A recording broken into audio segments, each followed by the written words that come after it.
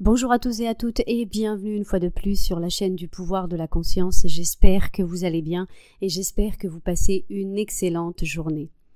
Aujourd'hui, un podcast intitulé « Quand on se sent triste ». Donc, cette publication est déjà dans la page web, là où je mets tous les posts, mais j'avais envie de le partager en format podcast avec vous, donc sur cette chaîne. Alors sur le chemin de la reconnaissance de soi, en étant le pouvoir qui modèle notre monde, donc le co-créateur de notre réalité, avec nos ressentis, nos émotions, nos conversations internes, nos actes imaginatifs, il y a des jours où notre esprit conscient, nos ressentis nous jouent des tours et on peut arriver bien sûr à se sentir triste. On a l'impression que c'est impossible ou que nous n'allons pas voir notre manifestation. Mais d'entrée, j'aimerais vous dire donc que le désir ne s'en va nulle part. Notre désir d'aisance financière, d'amour, de bonnes relations, d'être heureux, calme, en paix, etc., il fait partie de nous, tout comme la tristesse, tout comme les sentiments d'impossibilité. Parce que tout est en nous. Alors, j'aimerais m'expliquer sur ce point. Lorsque l'on pense à la manifestation, on pense à quelque chose de matériel. Donc on pense à quelque chose qui est hors de nous, pas vrai ? Quelque chose de matériel, que ce soit de l'argent, que ce soit un travail, une personne, etc. On le voit détaché de nous parce que nos sens peuvent le voir, peuvent le toucher, etc. Et ont besoin, entre guillemets, notre partie de l'ego a besoin, notre partie consciente a besoin de le toucher, de le voir, etc. pour le ressentir. Mais malheureusement entre guillemets, la manifestation marche à l'envers. C'est-à-dire, comme tout part de nous, nous devons d'abord donc avoir ce ressenti pour pouvoir modeler notre monde physique. Ok, jusque-là, tout va bien. Je pense que ça, c'est quelque chose d'acquis, que tout part de nous. Et tout comme la tristesse, tout comme les sentiments d'impossibilité, ce sentiment de paix, de calme, de sécurité, de savoir que je l'ai, d'abondance, d'amour, etc., il fait partie aussi de nous. C'est-à-dire que c'est un sentiment que je peux arriver à provoquer, entre guillemets, à déclarer, je ne sais pas comment on pourrait dire, ok, lorsque je décroche mes sens du monde physique. Et comment on peut arriver donc à faire ça, à décrocher un peu mes sens, ne plus être esclave de mes sens, de mon monde physique. Je sais que parfois il y a donc des situations qui sont difficiles, ok, je comprends parfaitement, mais comment on peut arriver le plus possible à se détacher de ce monde physique pour pouvoir arriver à attraper ces sentiments donc d'abondance, de paix, de calme, de sécurité, etc. qui font déjà partie de nous. Parce qu'en fait, ce sont que des ressentis. Et par exemple, qui n'est jamais tombé amoureux pour la première fois et s'est senti aimé ? Qui, par exemple, n'a jamais, par exemple, dans le premier travail que l'on a eu, on s'est senti abondant. C'est-à-dire, on a cette sensation, elle existe en nous. Ce qu'il y a, nous sommes tellement attachés au monde physique qui nous dit que nous n'avons pas, que nous ne sommes pas capables de rester fidèles à ce sentiment d'abondance à l'intérieur parce qu'on est toujours en train de regarder à l'extérieur. Et c'est ça qui nous fait sentir triste, en fait. Mais ce sentiment, il existe déjà à l'intérieur de nous. Okay ? Nous sommes capables de le provoquer, de déclarer. Okay ? Et donc, pour arriver à ce sentiment, tout comme nous sommes capables d'apprendre une nouvelle habilité dans notre vie, pas à pas, on est capable d'apprendre à vivre, à ressentir et à penser depuis le désir accompli. Mais alors moi, selon mon expérience, toujours après s'être occupé de nos émotions négatives, de nos peurs, de nos doutes, d'avoir compris comment fonctionne notre corps émotionnel, qu'il fait partie donc d'un pack de pensées, d'idées que nous avons acceptées, et donc quand nous regardons le monde physique, les peurs, les doutes arrivent parce que ça fait partie de ce que l'on a accepté, mais une fois que l'on comprend ça, on peut dire « Ok, j'ai peur parce que j'ai cette émotion négative donc par rapport au monde physique parce que j'ai accepté ça, mais une autre idée existe que à partir de maintenant, à laquelle je vais rester fidèle. Ok ? Et donc, il y a tout un pack d'émotions qui sera complètement différent.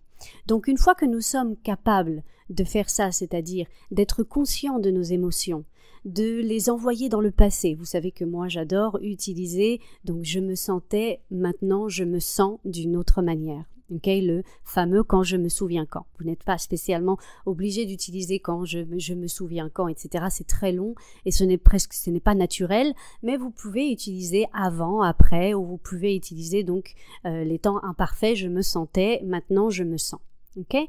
Donc quand nous nous sommes occupés de nos émotions, lorsque nous avons compris que nos émotions sont seulement une réaction à une idée que l'on a et à une chose que l'on a vue dans le monde physique, nous sommes capables de nous détacher du monde physique beaucoup plus facilement. Et c'est là où on rentre dans le revenir à nous. Okay? Donc c'est pour ça que je vous dis que même si vous vous sentez triste quelquefois, même si vous avez l'impression, la sensation d'impossibilité, vous n'êtes pas en train de ruiner votre Assomption. Vous ne faites rien de mal parce que votre Assomption, elle fait partie de vous. Parce que ce n'est pas la chose matérielle qui est à l'extérieur, c'est la sensation à l'intérieur. Donc ça, elle fait partie de vous. Elle n'est pas détachée de vous. Donc c'est pour ça que votre désir ne s'en va nulle part, il est à l'intérieur de vous. Ce qu'il y a, c'est que on doit arriver à nous connecter avec cette sensation du désir accompli. Il n'y a pas d'autre mot. Donc, quand on se sent triste, ce que l'on peut faire, ce que moi je fais, c'est, s'il y a des émotions, bien sûr, prendre en charge toutes ces émotions avec les outils que, par exemple, je vous partage ou avec les outils que vous-même, peut-être, vous connaissez, vous avez utilisés et qui fonctionnent bien pour vous, il n'y a aucun problème. Et à partir de là, revenir à nous le plus souvent possible.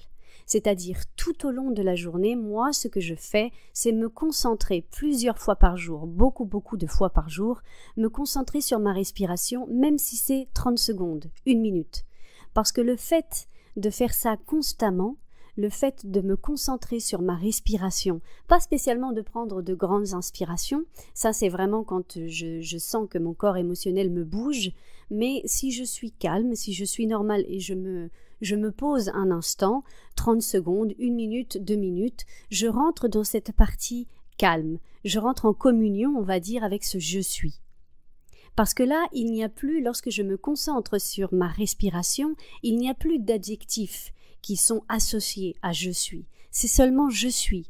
Mon esprit se tait, mon ego ne dit absolument plus rien et je rentre dans un calme, dans une paix indescriptible réellement.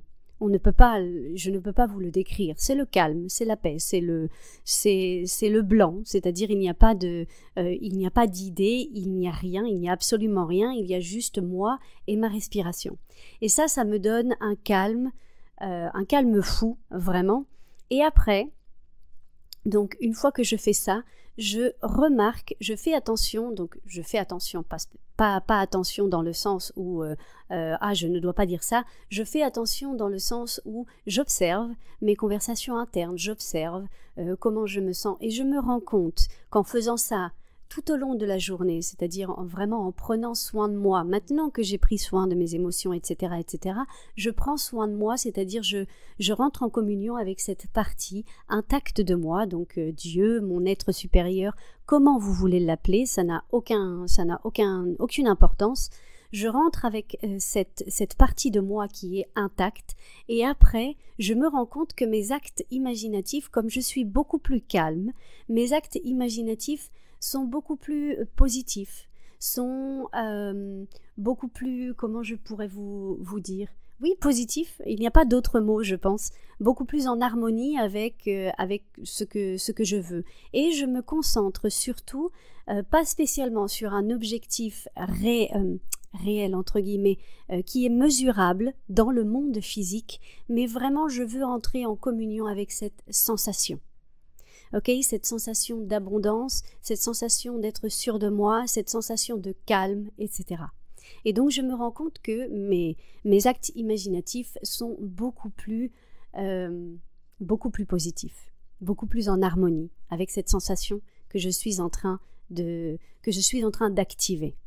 Donc ça, c'est ça pour moi, vivre en conscience. Je sais que quelquefois ça peut paraître difficile, je le vivais aussi. Il y a des jours aussi où je peux arriver à me sentir triste, etc. Et il n'y a aucun problème parce que je sais que ça ne va pas ruiner ma manifestation. Je suis consciente que c'est une partie de moi que je change, etc. Et je n'ai aucun souci avec ça. Avant, je me serais jetée par terre, j'aurais eu une crise de panique, mais maintenant c'est totalement différent. Et je sais que les personnes qui enseignent la loi de la manifestation sont passées ou passent encore par ce type de choses. Parce que pour moi, le but, c'est d'arriver à nous reconnaître. Pour moi, le but, c'est pas quelque chose à avoir une manifestation physique.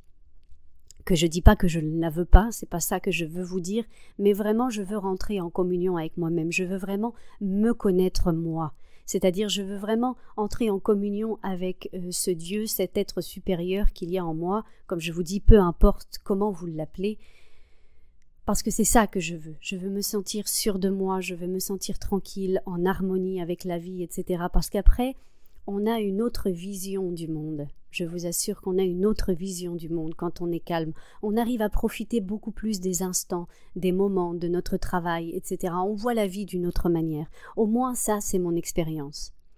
Et même si c'est une place de parking, si c'est un sourire, si c'est un paysage que par exemple je n'avais pas vu, etc., je m'émerveille devant ces choses-là, choses que je ne faisais pas avant. Et ça change beaucoup de choses. Non, parce que c'est la loi de l'attention en même temps. Donc, tout ce à quoi je porte attention, la loi de la gratitude, etc., mais ça se fait naturellement. Donc, si vous vous sentez triste, écoutez-vous pour savoir ce qui vous fait ressentir cela. S'il y a des émotions, envoyez-les dans le passé, utilisez la révision si vous voulez aussi, changez-le consciemment. Ce n'est qu'une idée que vous avez acceptée, mais qui n'est pas vôtre, ok ? Et moi, si j'ai un conseil à vous donner, c'est de rentrer vraiment en communion avec cette partie intacte de vous. Moi, je passe par la respiration. Je sais que ma coach aussi, c'est elle qui me dit toujours « ta respiration, reviens à toi ». Et revenir à toi, c'est « je suis ». Ce « je suis » inconditionné, c'est quoi? C'est ma respiration. Parce que c'est la seule manière de pouvoir taire mes pensées consciemment. Donc voilà, merci de m'avoir écouté. Passez une excellente journée.